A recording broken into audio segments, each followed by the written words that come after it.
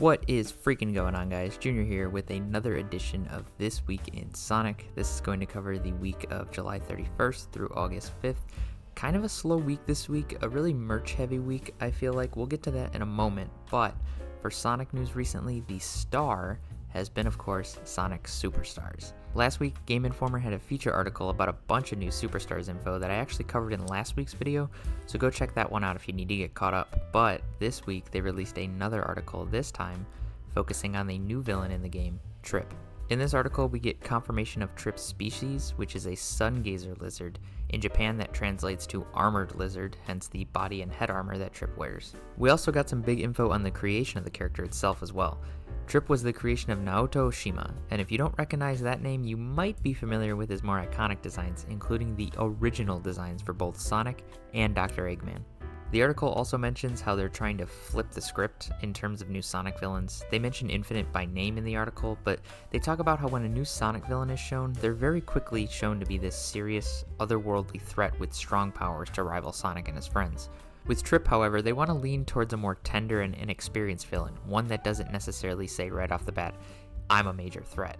And a character like Trip represents that perfectly. The last bit in this article involves Shadow, of course, and because they were asked again about Shadow's potential involvement in Superstars, they wanted to reiterate that Shadow will not appear in Sonic Superstars. Sorry, Shadow fans. While we're on the topic of Superstars, the official Sonic Twitter posted a picture of some concept art for the game. The stage shown here is Pinball Carnival Zone, and it looks to be a mixture of Casino Night, Eggman Land, and Carnival Night Zone all mixed together. Regardless, it looks pretty cool, and I am such a sucker for concept art.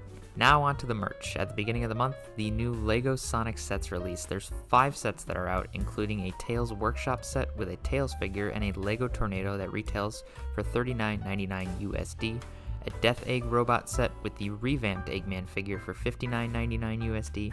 And the big boy here, the Sonic's Green Hill Zone Loop Challenge, including a Sonic, Amy, and Eggman figure, as well as a buildable Neutron and Chopper Badniks. This one retails for $99.99 USD, so it'll cost you a bit if you want to get all 5 of these sets, but from the looks of it, they look to be worth it. That's not all either. According to the leaked images from Brickmerge, 2 more LEGO Sonic sets are set to release early next year in 2024. The first set with 277 pieces is set to retail at 34.99 euros. That's about $40 USD. And the second set with only 196 pieces will retail for 20.99 euros.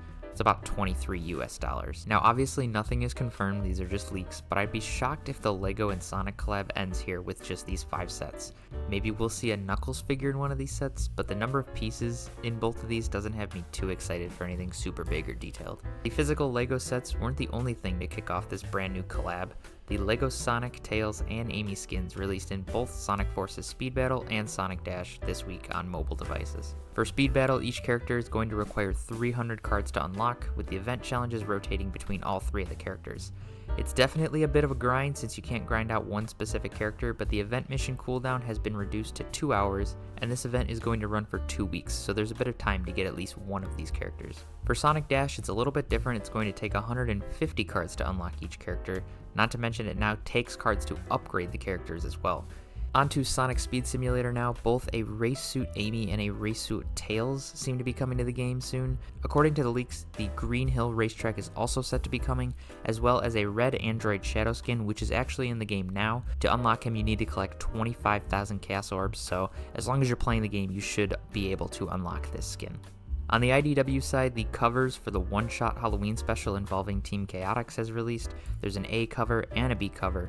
Both look great in my opinion, but I personally prefer cover B, but what do you guys think? Do you prefer cover A or cover B here? Jakks Pacific has been making some great Sonic figures recently, and they're not stopping anytime soon, as the new 4-inch 2-packs have been spotted on Amazon. These 2-packs include a Sonic and Cream, a Sonic and Knuckles, and a Knuckles and Shadow. Now all 3 listings are there on Amazon, but the only one that's able to be purchased right now is the Sonic and Knuckles set. A new classic 2.5-inch 5-pack has been found at GameStop. This one includes Ray and Mighty, as opposed to that original classic 5-pack which includes Amy and Dr. Eggman. Electric Toys in Japan is also releasing this new Tails figure. It looks like it has glitter inside, and I'm not sure on the materials of this figure, but I like how unique it is, and it looks pretty cool. Moose Toys announced weeks ago that their line of Gujitsu mini toys will now include Sonic, but they've also announced a new 6-pack. This includes Sonic, Tails, Knuckles, Shadow, Super Sonic, and Dr. Eggman. Now this is from an eBay listing, so price probably isn't completely accurate, but it's currently going for 40 Australian dollars, which is about $25 USD, so it seems reasonable, but no official MSRP has been released. Believe it or not, a Sonic-themed fidget spinner watch is now available at Aldi grocery stores. I cannot believe I just said that sentence, but if you're interested in something like this, it is out now for you to get. And if you're a financial kind of person, Sega has released their first quarter earnings, which planted Sonic at the top at 1.2 million units. Now it's a little bit less than last year's 1.4 million, but with the release of Sonic Superstars soon and Sonic Frontiers Update 3 on the horizon, I can expect their next quarter earnings to be pretty good. Finally for this week, the official Sega Forever account posted screenshots of the canceled game Sonic X-treme. It was supposed to be released on the Sega Saturn, but of course was canceled. Now, according to the account, these are the original screenshots used for marketing and promotions, and these have not been scanned digitally. I'm not sure what type of game this would have been, but it looks kind of interesting, and it's always nice to see stuff involving lesser known or lost media, especially when it's from an official source. That's going to do it for This Week in Sonic. If you want to stay updated on Sonic news, make sure you hit that subscribe button, as This Week in Sonic will come out every Sunday, so subscribe so you don't miss it. Thank you all so much for watching, and as always, I will see y'all in the next video.